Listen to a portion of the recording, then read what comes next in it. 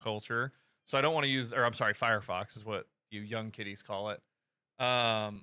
So this was the other one, and help me find this. This one has to be found. We have to talk about this.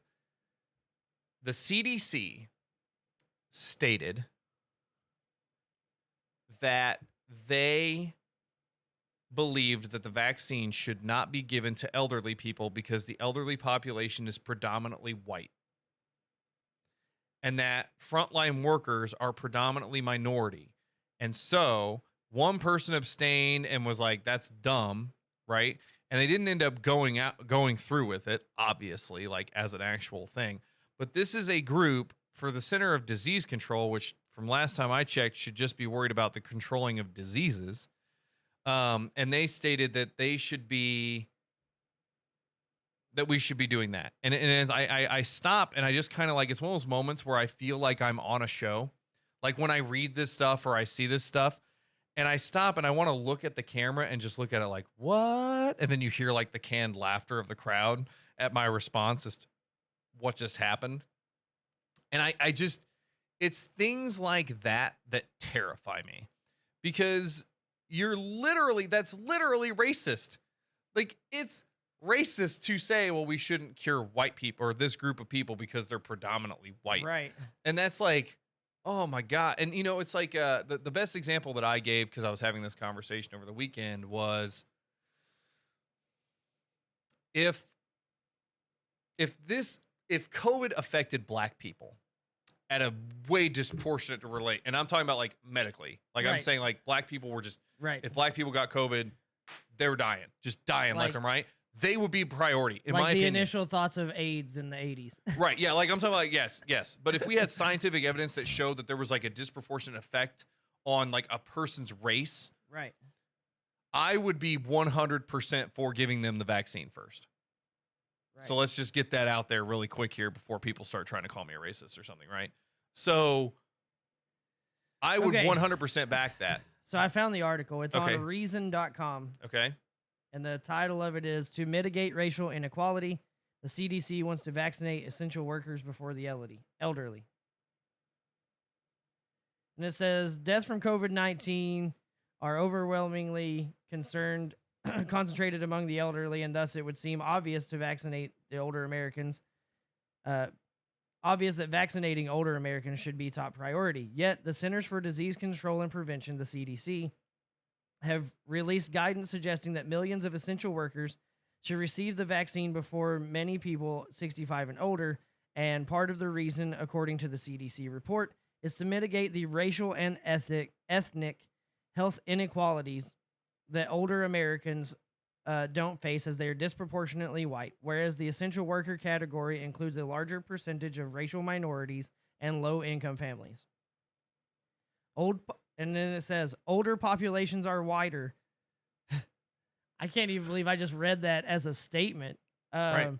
Harold Schmidt, a professor of ethics and health policy at the University of Pennsylvania, told New York Times on behalf of the CDC. That is, wow. Did I just blow everybody's mind right now? I have.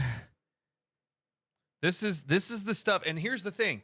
How many people in chat knew about this? Probably none of you, but I know about it because I'm trying to keep my ear to the ground so that I can talk about this stuff, because it needs to get out there. And the only reason I know about this wasn't reported about on Fox. This wasn't reported about on CNN. I'm totally about shouting out who I listen to. This is because on Tim Pool's podcast, his live stream, that was said. And I remember, because I put it off in the background, right? Like I'm doing something else and I'm listening to it. And I literally, when I heard that, I was like, whoa. And I went over and sat and listened. Bruh. And then I was like, I can't believe this. This is unbelievable. Right. Have they never ever seen? Oh no, this is going to be a movie reference. The World War II vet. No, it's not a movie reference. It's a real life reference. Okay.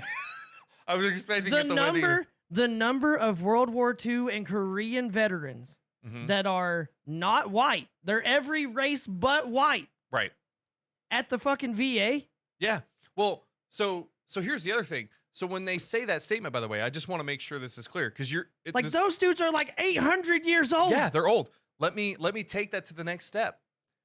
So if you make that statement and you say, let's divert it from elderly people, you do realize that there are minority old people Right. that would no longer get the vaccine. There are minority old people that haven't retired yet Yes. that are 65 and older. Right. Yes. So what I'm saying is when you look at the situation, when they make that statement, That it's don't no. work in the essential industry. Correct. That's what I'm saying. They just work. Right. They just work.